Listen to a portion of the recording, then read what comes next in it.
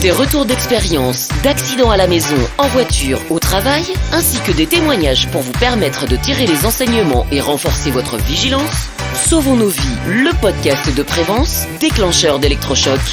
Bonjour à toutes et à tous, j'espère que vous allez bien. Comme chaque lundi, je suis très heureux de vous retrouver pour un nouvel épisode de Sauvons nos vies.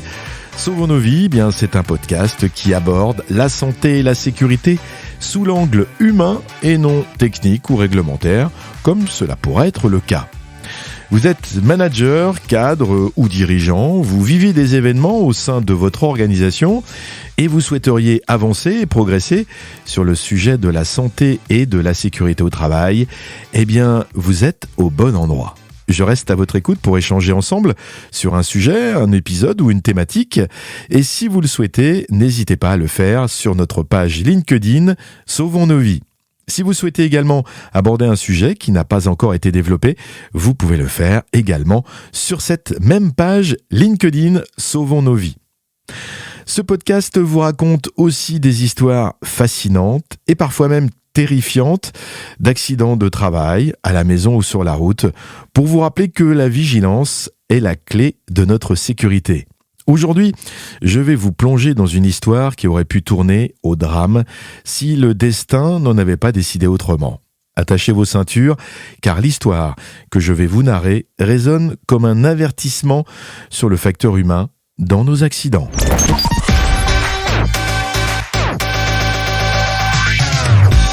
Sauvons nos vies, le podcast santé-sécurité. Nous sommes en 2023 dans une petite ville industrielle dans le nord-ouest de la France. Il s'agit d'une entreprise assez conséquente où travaillent environ 500 personnes. Dans cette entreprise, une femme que j'appellerai Anne y travaille depuis plus de 3 ans. Anne est responsable sécurité et environnement du site. Très impliquée, dynamique et très attachée aux relations humaines.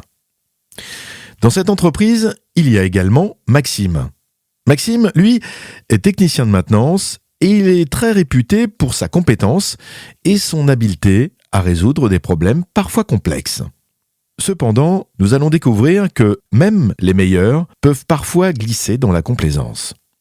Un matin, Martin reçoit un appel urgent alors qu'il est en train d'installer une nouvelle machine à proximité de la ligne concernée.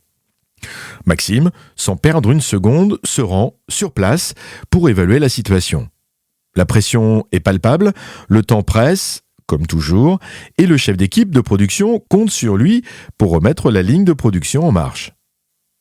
Maxime se retrouve face à l'installation à l'arrêt. Il sait gérer les pannes et les aléas. Il a l'habitude. Cependant, dans sa hâte de résoudre ce problème rapidement, Maxime commet une erreur. Il oublie de consigner la machine en cours d'installation sur laquelle il était précédemment. La consignation est une étape parfois négligée, mais essentielle pour isoler électriquement l'équipement, évitant ainsi tout risque inattendu. Maxime, plongé dans sa tâche, ne réalise pas sur le moment l'importance de cet oubli. Mais ce que Maxime n'a pas remarqué, c'est qu'un câble électrique est resté au sol au niveau de la machine en cours d'installation. Alors qu'il est en train d'analyser la panne, Anne passe, elle, dans le secteur avec son responsable et arrive au niveau du nouvel équipement en cours d'installation. Elle remarque le câble au sol et le saisit avec la main gauche pour le relever afin qu'il ne reste pas par terre. C'est alors qu'une étincelle furtive se produit, suivie d'un énorme bruit et une coupure électrique complète de l'atelier. Maxime réalise rapidement son erreur, mais il est trop tard. Anne, secouée par la décharge électrique, parvient miraculeusement à lâcher le câble à temps. Sa vie vient véritablement de frôler la catastrophe. Mais elle en ressort indemne, physiquement du moins, car elle est réellement choquée au plus haut point. Elle réalise qu'elle a eu beaucoup de chance. Et Maxime aussi. Cette erreur aurait pu lui coûter la vie et engendrer des conséquences désastreuses pour sa famille et l'ensemble de l'usine. Je peux vous assurer que, même plusieurs semaines plus tard, Anne était encore sous le choc.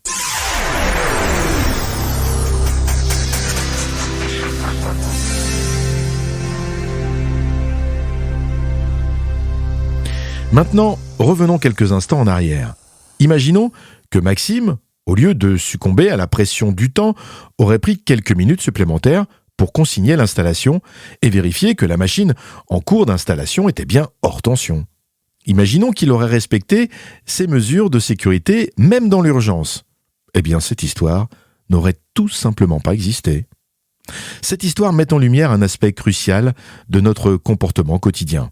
Maxime, pourtant compétent, mais pour être réactif et donc bien faire, n'a pas respecté les consignes ni les procédures de sécurité. Alors, que pouvons-nous apprendre de cette histoire ? Tout d'abord, elle nous rappelle que même les experts peuvent commettre des erreurs. La confiance en soi ne doit jamais être synonyme de complaisance.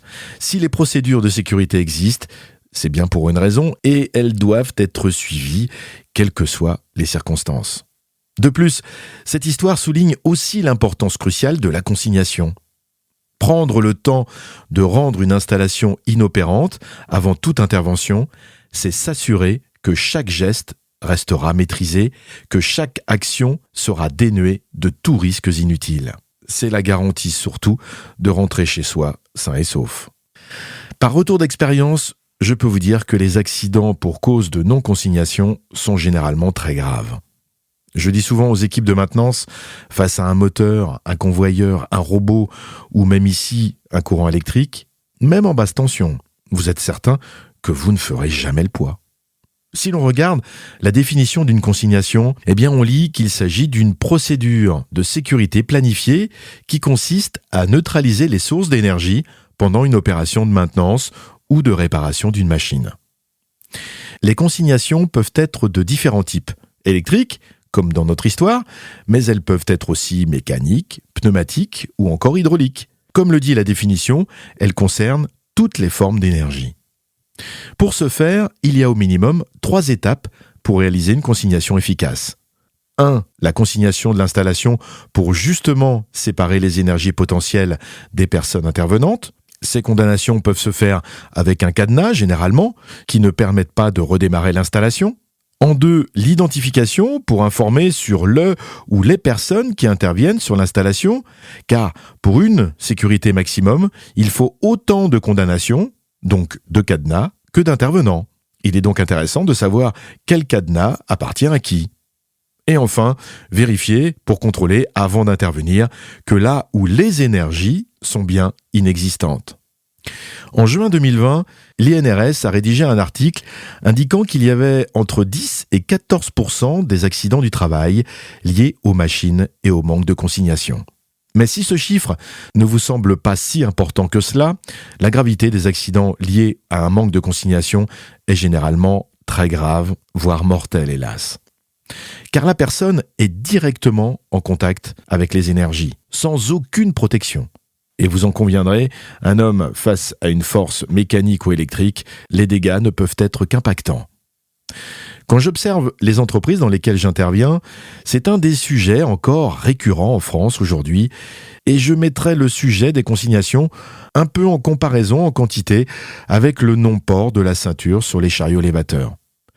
Je dirais que ces 2 sujets restent encore très fréquents dans près de 50% des entreprises. Mais j'observe malgré tout que ça progresse. Tant mieux.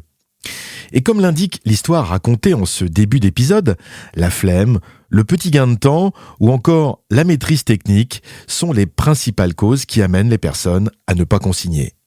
Mais quand on mesure le gain à ne pas consigner, soit quelques minutes, et le risque que cela génère, avoir un accident grave ou mortel, que choisissez-vous ? Enfin, cette histoire nous invite à réfléchir à nos propres comportements, que ce soit au travail, à la maison ou sur la route. Combien de fois avons-nous pris des raccourcis pensant que rien de mal ne pouvait arriver ? Combien de fois avons-nous sous-estimé les conséquences potentielles de nos actions ? La sécurité est bien l'affaire de tous.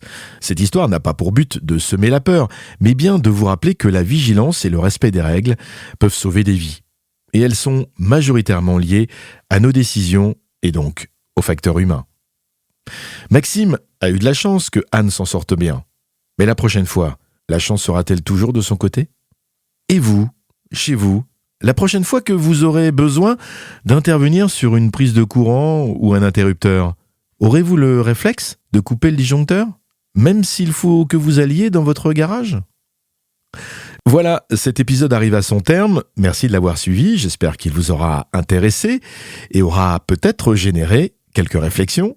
Si ce podcast vous intéresse et pour ne pas en rater un seul, abonnez-vous en cliquant sur le bouton de vos applications.